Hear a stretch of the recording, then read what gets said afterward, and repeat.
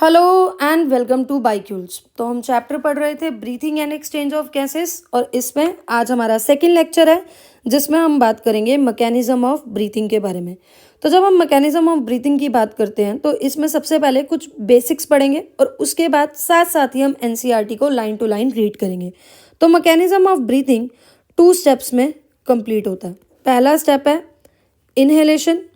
Inhalation को ही हम inspiration भी बोल रहे हैं और इनहेलेशन या इंस्पायरेशन का मतलब होता है जब हम एटमॉस्फेरिक एयर को अंदर लेते हैं। और इसी तरह से जो दूसरा स्टेप है वो है एक्सहेलेशन। एक्सहेलेशन या जिसको हम एक्सपायरेशन भी बोलते हैं। तो एक्सहेलेशन या एक्सपायरेशन का क्या मतलब होता है? जब हम एल्वियोलर एयर को रिलीज करते हैं। ठीक है, यानी कि मैकेनिज्म ऑफ ब्रीथिंग में 2 स्टेप्स आ गए, इनहेलेशन और एक्सहेलेशन। अब ये सब कुछ होता कैसे है? एयर अंदर कैसे आ रही है या बाहर कैसे जा रही है? इसके लिए बनता है एक प्रेशर ग्रेडियंट। ग्रेडियंट का मतलब होता है डिफरेंस। तो ये डिफरेंस किसके बीच में बन रहा है? ये प्रेशर ग्रेडियंट बन रहा है लंग्स और एटमॉस्फेयर के बीच में। ठीक है, अब आपको एक बात यहाँ हमेशा याद करनी है कि एयर हमेशा मूव करेगी हाई प्रेशर वाले रीजन से लो प्रेशर वाले रीजन में। और यहाँ पर हम प्रेशर किसका लेकर चल रहे हैं? तो हम पार्शियल प्रेशर लेकर चल रहे हैं। पार्शियल प्रेशर क्या होता है?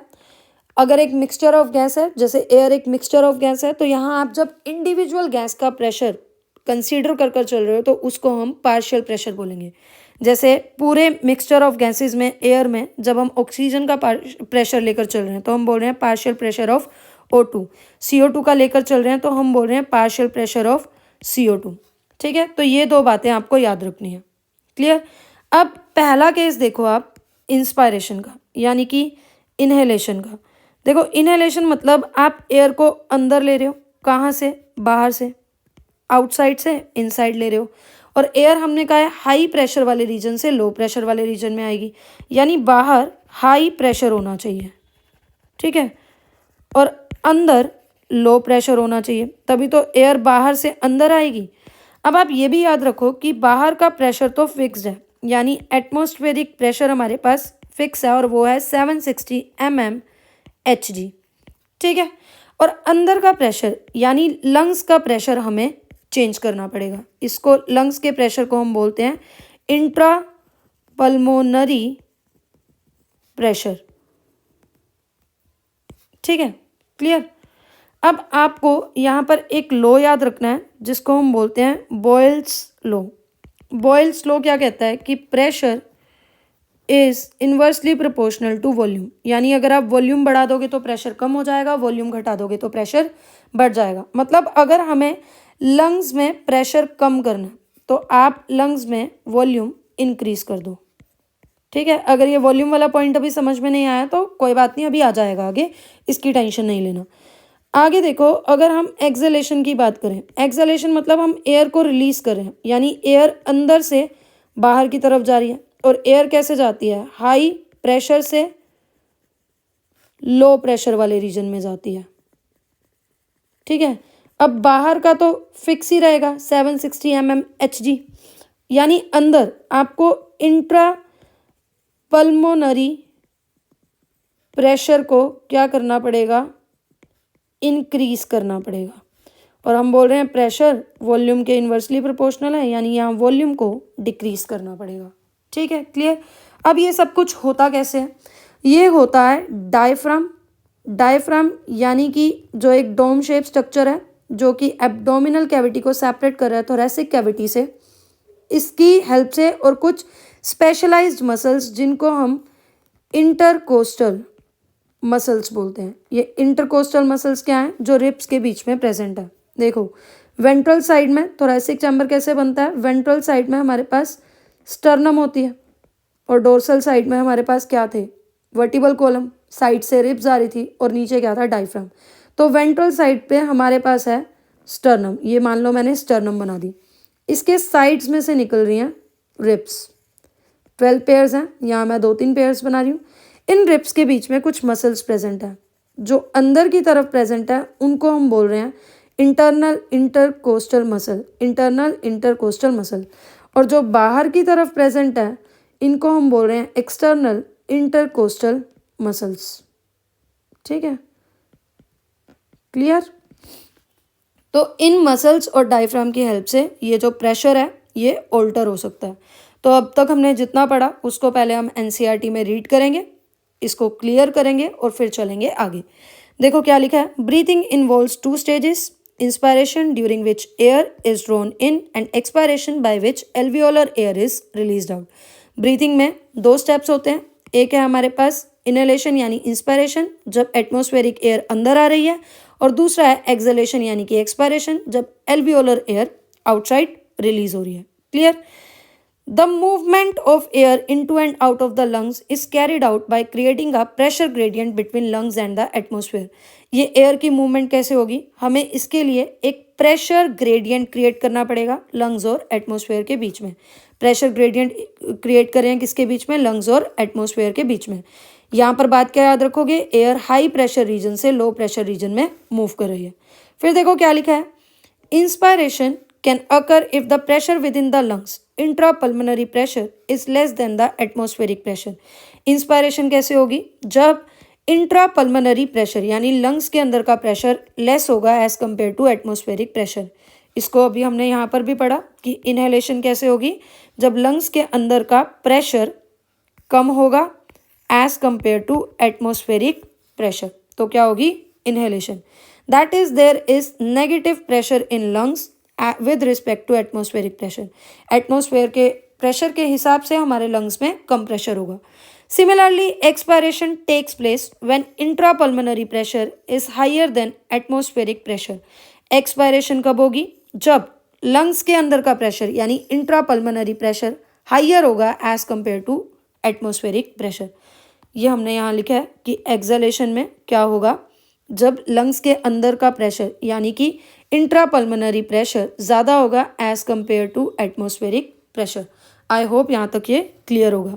फिर लिखा है the diaphragm and specialise sets of muscles that is external and internal intercostal muscles between ribs help in generation of such gradient. अब देखो हमने क्या बोला कि डायफ्राम और इंटरकोस्टल मसल्स जो कि रिब्स के बीच में प्रेजेंट है ये हेल्प करेंगे प्रेशर ग्रेडियंट को जनरेट करने में। अब हम देखेंगे कि इंस्पायरेशन में क्या होता है और एक्सपायरेशन में क्या होता है। तो ये डायग्राम को ध्यान से देखना है। सबसे पहले हम पढ़ रहे हैं इंस्पायरेशन यानी कि इनहेलेशन। इसको ध्यान से पढ़ो और जो जो मैं लिखती जा रही हूँ वो साथ में लिखते जाना। देखो इंस्पायरेशन के टाइम में जब हम एयर अंदर ले रहे हैं, आप सांस अंदर लेकर देखो, आपको ऐसे लगेगा कि आपकी कुछ मसल्स बाहर की तरफ एक्सपेंड हो रही हैं, बाहर आ रही हैं, है ना। तो इंस्पायरेशन में सबसे पहले तो क्या होगा, जो डायफ्राम है, डायफ्राम कॉन्ट्रैक्ट करेगा। क्या करेगा, कॉन्ट्रैक्ट। देखो डायफ्राम एक डोम शेप स्ट्रक्चर है, ओरिजिनली ऐसे प्रेजेंट है, ठीक है। ओरिजिनली ये डोम शेप स्ट्रक्चर है, ऐसे प्रेजेंट है और थोरेसिक कैविटी को एब्डोमिनल कैविटी से सेपरेट करे। जब ये कॉन्ट्रैक्ट करेगा ना, ये नीचे जाएगा और फ्लैट हो जाएगा। क्या हो जाएगा, फ्लैट हो जाएगा। देखो यहाँ पर देखो, ओरिजिनली डायफ्राम इस पोजीशन पे है, कॉन्ट्रैक्ट करेगा तो ये नीचे चला जाएगा यानी कि फ्लैट हो जाएगा।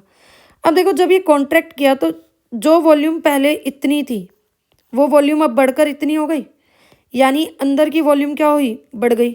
यानी डायफ्राम के कॉन्ट्रैक्ट होने की वजह से वॉल्यूम इंक्रीज होगी। और वॉल्यूम कैसे इंक्रीज होगी, ऊपर से नीचे, यानी कि एंटीरियो, क्या लिख रहे हैं हम, यानी कि एंटीरियो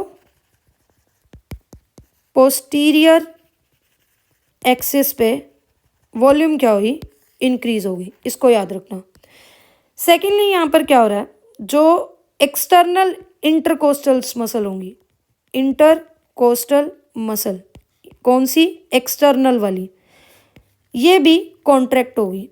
और इसके कॉन्ट्रैक्ट होने की वजह से रिब्स और स्टर्नम एक्सपेंड होंगे, रेज्ड होंगे, यानी बाहर की तरफ आएंगे। ये रिब्स और स्टर्नम बाहर की तरफ आएंगे।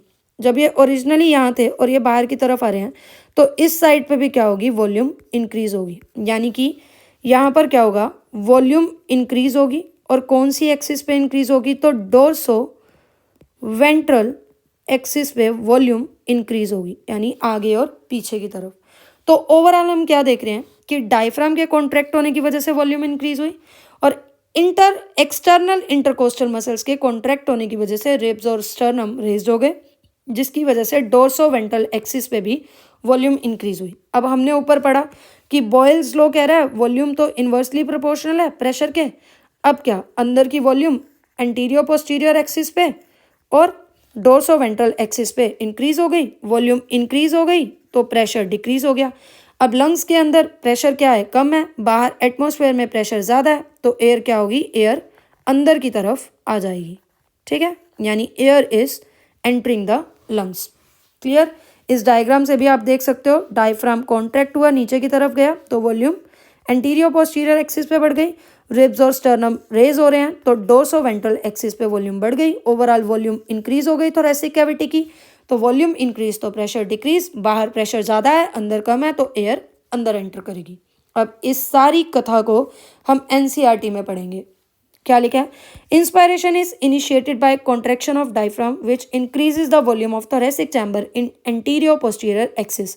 अभी बताया सबसे पहला काम क्या होगा इंस्पायरेशन में, कि जो डायफ्राम है वो कॉन्ट्रैक्ट होगा, जिसकी वजह से वॉल्यूम इंक्रीज हो जाएगी। कैसे, एंटीरियर पोस्टीरियर एक्सिस पे। The contraction of external intercostal muscles lift up ribs and sternum causes an increase in volume of thoracic chamber in dorsoventral axis. दूसरा काम क्या होगा, जब ये एक्सटर्नल इंटरकोस्टल मसल्स भी क्या कर रही हैं, कॉन्ट्रैक्ट कर रही हैं, तो रिब्स और स्टर्नम बाहर की तरफ आ रहे हैं, इसकी वजह से थोरैसिक चैम्बर का वॉल्यूम इंक्रीज हो रहा है डोर्सोवेंट्रल एक्सिस पे। तो ओवरऑल हम क्या देख रहे हैं, overall increase in the thoracic volume causes a similar increase in pulmonary volume. अब हमने लास्ट लेक्चर में भी पढ़ा था कि आप डायरेक्ट पल्मोनरी वॉल्यूम को ऑल्टर नहीं कर सकते, चेंज नहीं कर सकते। थोरैसिक वॉल्यूम में जो चेंजेस आएंगे वो पल्मोनरी वॉल्यूम में रिफ्लेक्ट होंगे। तो ओवरऑल हम देख रहे हैं थोरैसिक वॉल्यूम इंक्रीज हो रही है, यानी कि पल्मोनरी वॉल्यूम इंक्रीज हो रही है। An increase in pulmonary volume decreases the intrapulmonary pressure to less than atmospheric pressure, which forces the air from outside to move into the lungs. That is inspiration. अब क्या हो रहा है, जब pulmonary volume increase हो रही है तो बॉयल्स लॉ क्या कह रहा था, वॉल्यूम और प्रेशर में इन्वर्स रिलेशन है। तो अब जब वॉल्यूम इंक्रीज हो गई, प्रेशर डिक्रीज हो गया, एटमॉस्फेरिक प्रेशर ज़्यादा है, तो बाहर से अंदर की तरफ एयर आएगी और इसी प्रोसेस को हम इंस्पायरेशन बोल रहे हैं। क्लियर। अब अगर आपको इंस्पायरेशन का प्रोसेस समझ में आ गया तो एक्सपायरेशन तो बिल्कुल ईजी है। तो देखो एक्सपायरेशन के प्रोसेस में क्या हो रहा है, इंस्पायरेशन में जो भी चीज़ें कॉन्ट्रैक्ट हुई थी वो अब रिलैक्स हो जाएंगी, अपनी पोजीशन पे आ जाएगी। जैसे इंस्पायरेशन पे डायफ्राम कॉन्ट्रैक्ट हुआ था, अब डायफ्राम क्या होगा, रिलैक्स हो जाएगा, यानी जो डायफ्राम फ्लैट था वो अपनी ओरिजिनल पोजीशन पे आ गया। ओरिजिनल पोजीशन पे आ गया तो एंटीरियर पोस्टीरियर एक्सिस पे जो वॉल्यूम इंक्रीज हुई थी वो वॉल्यूम अब डिक्रीज हो गई। इसी तरह से एक्सटर्नल इंटरकोस्टल मसल्स जब कॉन्ट्रैक्ट हुई थी तो रिब्स और स्टर्नम रेज्ड हुए थे, एक्सपेंड हुए थे, तो ये रिब्स और स्टर्नम भी अपनी ओरिजिनल पोजीशन पे आ जाएंगे। यानी दूसरा पॉइंट हम क्या पढ़ रहे हैं कि ribs and sternum returned to original position. इसकी वजह से भी क्या होगा, वॉल्यूम डिक्रीज हो जाएगी। ओवरऑल हम क्या देख रहे हैं कि वॉल्यूम डिक्रीज हो रही है। बॉयल्स लॉ क्या कह रहा है कि वॉल्यूम इन्वर्सली प्रोपोर्शनल है प्रेशर के, तो अंदर अब प्रेशर ज़्यादा हो गया, अंदर प्रेशर ज़्यादा हो गया तो प्रेशर अंदर ज़्यादा होने की वजह से अंदर से बाहर, यानी लंग्स से, एल्वियोलाई से बाहर की तरफ एयर जाएगी। इसी प्रोसेस को हम एक्सपायरेशन बोल रहे हैं। इसको पढ़ेंगे। क्या लिखा है, relaxation of diaphragm and intercostal muscles return the diaphragm and sternum to their normal positions and reduce the thoracic volume, thereby the pulmonary volume. Diaphragm relax हो गया, एक्सटर्नल इंटरकोस्टल मसल्स भी अपनी ओरिजिनल पोजीशन पे आ गई, यानी कि sternum और ribs भी अपनी ओरिजिनल पोजीशन पे आ गए। तो ओवरऑल थोरैसिक वॉल्यूम डिक्रीज हुई, यानी पल्मोनरी वॉल्यूम भी डिक्रीज हुई। This leads to increase in intra pulmonary pressure to slightly above the atmospheric pressure. इसकी वजह से क्या होगा, जो इंट्रा पल्मोनरी प्रेशर है यानी लंग्स के अंदर का प्रेशर है वो एटमॉस्फेरिक प्रेशर के हिसाब से इंक्रीज हो जाएगा, जिसकी वजह से क्या होगा, अंदर प्रेशर ज़्यादा होने की वजह से एयर लंग्स में से बाहर जाएगी, यानी एल्वियोलाई से बाहर जाएगी। इसी प्रोसेस को हम एक्सपायरेशन बोल रहे हैं। क्लियर। अब देखो, ये हम नॉर्मल इनहेलेशन और एक्सहेलेशन के बारे में पढ़ रहे थे। हमारे पास ये भी कैपेबिलिटी है कि हम अपना जो नॉर्मल इंस्पायरेशन या एक्सपायरेशन रेट है उसको बढ़ा सकें। इसके लिए कुछ एडिशनल मसल्स यानी कि इंटरनल इंटरकोस्टल मसल्स, ऊपर आप जो भी मसल्स पढ़ रहे हो जो कॉन्ट्रैक्ट हो रही है वो एक्सटर्नल इंटरकोस्टल मसल्स हैं, रिब्स में जो बाहर की तरफ मसल्स हैं। अब एडिशनल मसल्स यानी कि इंटरनल इंटरकोस्टल मसल्स और एब्डोमेन की मसल्स को यूज़ कर कर आप इस एबिलिटी को इंक्रीज कर सकते हो। उसके अलावा यहाँ पर लिखा है कि एक हेल्दी इंडिविजुअल 1 मिनट के अंदर 12 से 16 बार ब्रीथ करता है। कितनी बार? 12 से 16 बार। The volume of air involved in breathing movement can be estimated by spirometer which help in clinical assessment of pulmonary function। अब यहाँ एक डिवाइस का नाम दिया हुआ है स्पायरोमीटर, जिससे आप कैलकुलेट कर सकते हो वॉल्यूम ऑफ एयर को, जितनी भी एयर आपके अंदर आ रही है या बाहर जा रही है तो एयर की मूवमेंट को आप एस्टिमेट कर सकते हो स्पायरोमीटर की हेल्प से। क्लियर? तो this was all about today's lecture. अगर आपको ये पसंद आया हो तो do like, subscribe and share. Thank you so much.